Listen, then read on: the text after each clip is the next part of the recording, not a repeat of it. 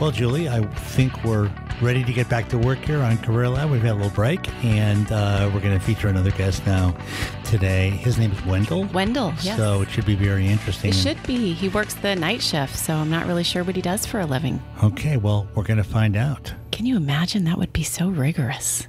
Working the night shift? Yeah. There's actually a whole psychology behind that, which we won't get into today, but unless Wendell wants to talk about it, because people who work the night shift, it's a whole different psychological profile of people who are successful and the way they sleep, the way they eat, their whole lifestyles have impacted. Huh. Well, I would like to know about that. I'm a career counselor. Can you teach me that? I sure will. It's like teaching a chef how to cook, except not teaching him how to make sauce. The heck?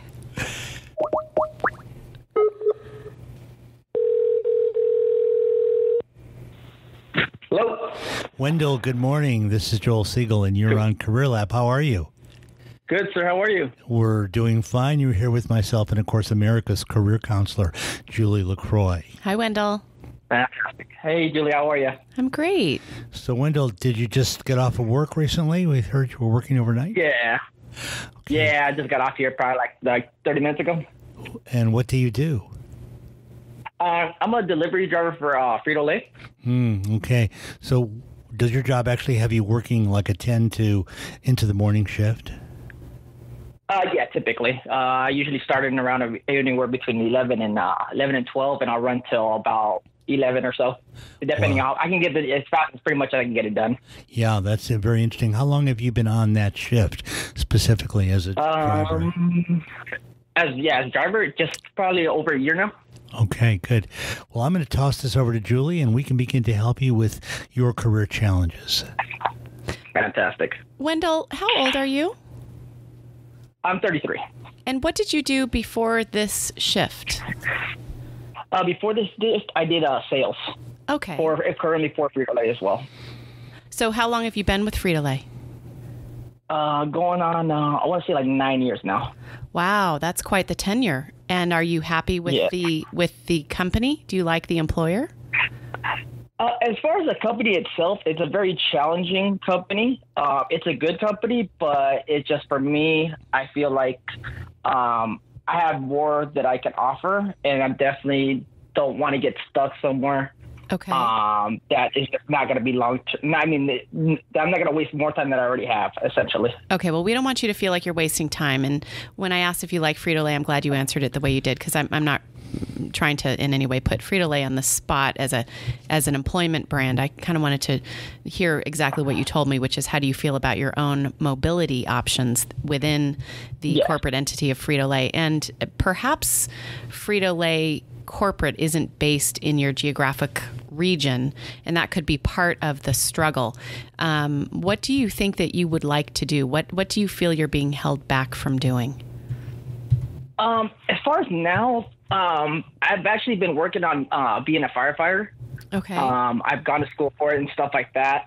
That's something my career is what I've been wanting to do. It's very difficult to get in.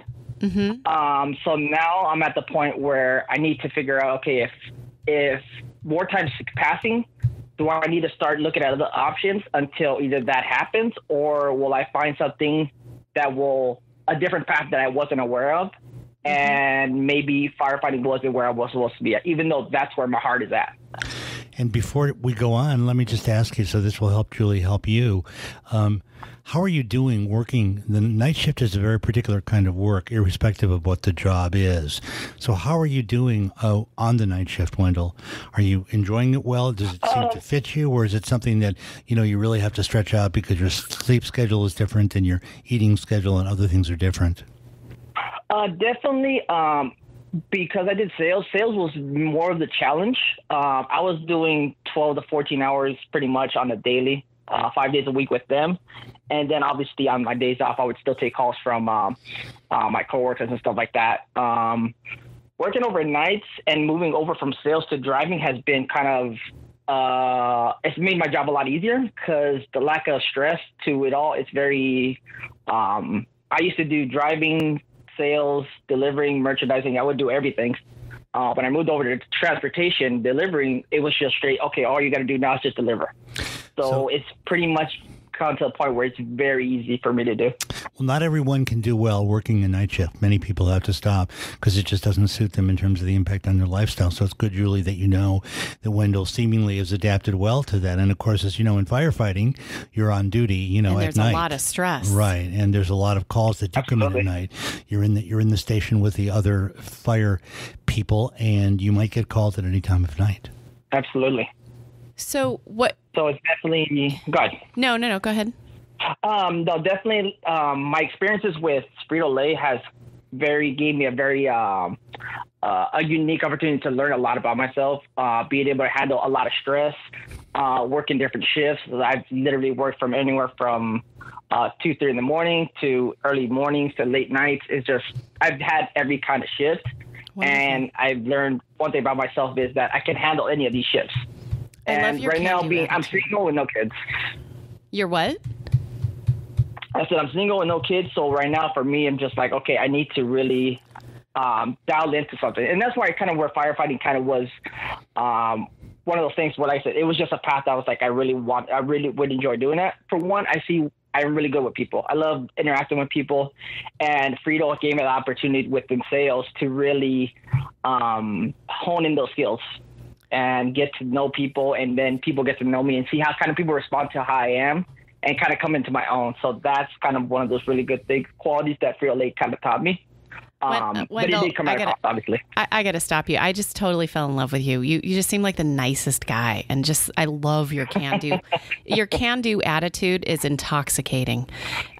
Do other people react like that to you? Yeah, I get that a lot, actually. And I get that a lot from my dad. He really instilled that. I mean, both my parents, actually. At an early age, it was just one of those things where he was just like, he was strict, but he was fair with us. And he'd always make sure he's like, look, you guys are going to have to learn to do things on your own. Mm-hmm. And I want you guys to be those kind of people that know what it is to work. I don't want you guys to ever be like, you never had to do anything. So it's like, you guys are going to work. But he's like, I would never make you guys do anything that I personally wouldn't do myself. Nice. So we kind of, as growing up, we kind of developed that. And then my mom obviously was there on the backbone of it all, keeping it all together, kind of keeping us, make sure that we always respected our elders, things like that. The very basics of, as you grow up, you kind of start seeing that these things are for a reason. And just how I interact with people, I see everything that they talked about when I was a kid came to fruition now, that it's a part of me. It's instinctively, that's just who I am. So I'm really thankful for that, because like I said, and being a kid, you don't think about these things. You don't realize why they always tell you, always be polite to your elders. Certain things like that, you don't grasp the concept of that until you get older and you start interacting with people, and people respond to you in a way it's just like, oh, this guy's very respectful, and things like that you just kind of like, it's just how I am. Wonderful. Not even thinking. Right. Well, it is nice to hear you talk about that. So Julie can help move you along, Wendell. Have you begun your firefighter training, or where are you in that, since that sounds like your career goal? In that, I've done my schooling for it. So I'm at the point now where I've been applying just for departments. And then all that is now is you apply, and then you take a test, and then they put you on a waiting list. And it's 2 lists. Usually it's a group A and a group B. The group A is usually what they'll go through. If they make it to group B within a year, then they'll call you. If they don't, then you have to reapply, and you do the process all over again. Wendell, it can be discouraging. Other than firefighting school, did you attend any other schools, community colleges, 4-year colleges, vocational training? Do you have any other certificates or degrees? No. It was just I just went back strictly for that. Okay. So basically you're calling into CareerLab to help get some ideas from us about what else you could do if firefighting doesn't pan out. Is that true? Exactly. Yes, exactly. Okay. I don't usually nor do I usually carry a crystal ball, but I just happen to have one with me on this call, and I'd like to show you what I see, if you don't mind. I don't know that this is really career guidance, other than just a simple, why don't you do this? Why don't you take your sales experience at one of the country's largest brands? You've been involved in that brand. It is a very strong pedigree company. big name, huge name, probably Fortune 50 if I were to look it up. I'm not sure. We can double check. Alan, are you going to check on that? See exactly how big Frito-Lay is. And combine that with all of the knowledge that you have about firefighting from completing the firefighting training, and go sell firefighting equipment, go sell ambulances, go sell hoses, go sell gear.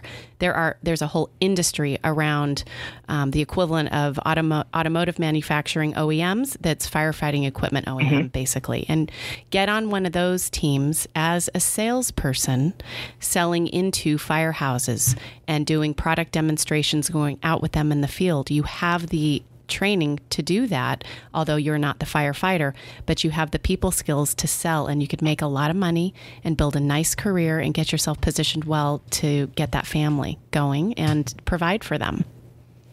Exactly. And that's pretty much the goal of it all. It's like right now, I look at that, the 10 years from now, it's like, I want to be able to have that money to be able to say, okay, I'm ready to start a family. I didn't want to jump into something into a situation with somebody where I'm still trying to figure things out. And it's like, you put yourself in a situation where now we have to struggle in order to make ends meet. Rather, I want to be successful enough to be like, we get into this and then it's like, okay, we're making it work. And with your people skills and your ability to work through, build a community and treat people respectfully and work through dynamics in a person-to-person or group situation, that interpersonal flexibility, savviness, and respect, and you have excellent communication skills. You articulate yourself well. You're succinct. Your motivation comes straight through in your voice. And if you love the world of firefighting, and that's really where your heart is, that would be my advice, Wendell, is go ahead and do a Google search for companies in the United States that manufacture and distribute equipment to the firefighting industry and court those companies as a salesperson. That makes sense. Okay, let me ask you a question, Wendell. That sounds like tremendously excellent advice, Julie. I'm glad you shared it. Wendell, during the time you did sales previously, how do you like sales? Sales tends to be a very specific skill. How do you like sales? I was good at it. It was one of those things where it took a lot of time out of me, which it was one of those things I took the best parts of it. And which was the experience of it all. Overall, I'm really good at it. Whether or not I'd want to do that full time with something, with the fact that she's mentioning, being able to sell firefighter, that would be more of where it actually would interest me to do it, because it's like, there's things about that. It's like, I would learn about fire as I'm attempting to get into fire. So it's kind of like a cycle of, okay, now I'm learning things that I'm introducing new equipment that maybe when I start, I'll be using that equipment because I'll know that it's, beneficial to the firefighters, and they're going to see the benefits of it all in the process of it all. So I really think that's a really good cycle to have. And because I said, me doing sales, it helps. Well, and sales is a good entry skill set into that industry. If you get into the industry and decide, you know what, even though I really like selling firefighting equipment, I'm not really sure that I want to stay in the sales role. I like the equipment as an industry. And you can move into the product side, or you can move into, there's lots of different ways that you could mobilize your shift your role and stay in the firefighting industry. So that's just an idea. That's what I was thinking about. Just thinking, like what Joel said is, maybe you just slip in there and then you've got. Well, also, Wendell, I think, for you, it sounds like, unless we're missing something, it sounds like, you're on track to eventually be able to be qualified to be a firefighter. You're just on the list and you haven't come up yet. So I think that's what makes Julie's suggestion even more effective for you, because sales is a stop. It's just a way station on the way to you actually doing what you want to do, which is becoming a firefighter. Now, you'll have greater skills and knowledge about the product, but you'll know that while you're doing it, unless something comes up that we didn't anticipate, you'll eventually get called and you will be able to achieve your dream. Yeah, and if they look at your resume, it'll say that you've been, working with equipment and products for the last couple of years, and that would make you look probably well positioned. No, I believe it. Absolutely. And it's fine to come from another area. I had a client recently who was an executive at a family-owned company, and his family-owned company actually was a concrete company, so they laid concrete for a lot of the large hotels here in the Orange County area. But he wanted to be a firefighter, and I helped him through that transition. And even though those worlds are very different, he did become a firefighter and is very happy. So I'm sure you'll achieve that goal. Bless your heart, Wendell, for wanting to be a firefighter and first responder. Thank you for that, for your dedication and willingness to dedicate to serving your community. Wendell, can I just ask you to think about something? Just do me a favor, humor me for a moment. Sure. Take some time out of your leisure and hobby activities to go out and mentor, whether it's children or older people or touch people's lives. You really can. That's really coming through. It's carried through your parents into your value system. You haven't yet established your own family, and you will someday, and you'll carry that down through your own generations. But please go out into the community and do that community work that you were meant to do. I think you would get a lot of fulfillment from that, and I can guarantee that you will touch people's lives. And that's just such a wonderful feeling. I'd like you to have as much of that as you can while you're here. Oh, yeah, absolutely. I said I definitely I enjoy speaking to people and just kind of like sharing things about my life. And nothing crazy has happened to me, but I have experienced things, and I do like to share it at a person-to-person level. Exactly. And they kind of help people. Well, Wendell, it sounds like, we've had a really good opportunity to work with you, and Julie's given you some good feedback, and so have I. And I'm sure you're going to land in a really successful way as a firefighter. We're very, very happy that you could join us on the show today. Having been on the show entitles you to have a meeting with either Julie or I offline, either virtually or in person, where we can do a deeper dive into your career needs and into the things that we began to explore on the show, because we can't get to everything with every person. And oftentimes when we meet with people afterwards, some other things come out that are very helpful. So we're going to offer that to you too, and one of us will follow up with you to get that set up, okay? Fantastic. I appreciate it, guys. Okay, Wendell, great having you on the show. Best to you. We'll be in touch. Thank you for having me. Okay. All right, thank you. Bye. Well, what an interesting segment, huh? Yeah. He was an onion. The more we peeled, the more we saw. Warm personality, heart of gold, needs to connect. I think he's going to finally find that fulfillment he's looking for when he can connect with a team and a community and be contributing to something important. It looked like his career track was actually well set up, because he was on the way to becoming a firefighter. Someone like many of the people you work with and we talked to, he was a little bit closer to the goal really than some others, and that was nice. We haven't had too many guests who were actually that close, so that was nice. And he also seemed to be able to work well at night. Yeah, what's up with that, Joel? I was going to tell you. Want to know? Yes. Okay, well, just 2 minutes on it. I mean, people... Tell me. Night shift is the opposite to what we're normally used to, because we're all trained and inculcated as we grow up to sleep at night and to work during the day and to eat around that cycle. And what I've found over many years of professional... Circadian rhythms. Right, exactly. And they would have to change. Right. So what tends to happen is people who work the night shift tend to fall into two broad groups: those who can do it and those who really don't do it well, but do it because they have to. That's the much larger group demographically. People who are working the night shift, they would not choose to do it, but they're having to do it, and they struggle with a lot of issues. And their spouses and family members struggle with a lot of issues because it's a huge adaptation. Then there's that smaller group of people who actually do quite well with it. And, we might call them night owls by circadian rhythm or by DNA composite or whatever, but they really do well with it. And frankly, Wendell seemed like he did fine with it. So it was very interesting. So what do you make of that, Joel? In Wendell's case, give us a little insight. I think, candidly, in Wendell's case, it was less about him being a person who did well with a night schedule and just more about him being a person who did well. I think he's going to do well. He just, as you pointed out, I really felt that when you said that he's one of these guys who just seems to, one of these people rather, who just seems to do well and accepts life on its own terms and really has a positive attitude towards it. I mean, I think, thinking about that relative to night and day work, a lot of people who have to work an evening shift have a terrible outlook towards it, and we understand why. I've had clients like that. Right. And so that conditions the experience and makes it more difficult. Wendell, I think you could put him on the moon and he'd probably work fine. He'd be happy and he'd say, put me in, coach. Right. You know what is interesting about Wendell is there was so much positivity on so many layers in so many different dimensions.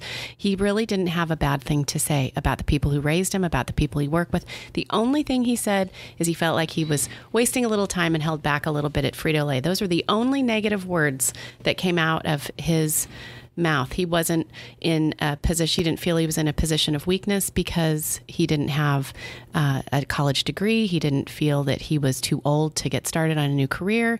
He wasn't lamenting the fact that he hadn't started his family. He was looking for options. And he also said, my heart is really in firefighting. And usually when people's heart is in something, they get too narrowly focused on that and they can't really see other options. He was calling in to get those other options. Like, I'm positive that I fit somewhere, and if I can't fit here, I need a B plan that I can fall in love with. And I just really, really liked that enthusiasm. Is that why you recommended that he mentor others? Yes. I knew that, yeah. And I think that was a very good call and a good recommendation. Passing it on. Yeah, absolutely. Paying it forward a little bit. So, good. Well, this was fun. Wendell was a wonderful call. Let's do it again. If you'd like to be a guest on Career Lab, send me an email. Visit CareerLabNow.com. While you're there, download my proven curriculum with over 200 entry-level job titles, samples of resumes which have snagged my clients the interviews they want, and a job search strategy that will work for all junior professionals like you. Visit CareerLabNow.com, CareerLabNow.com.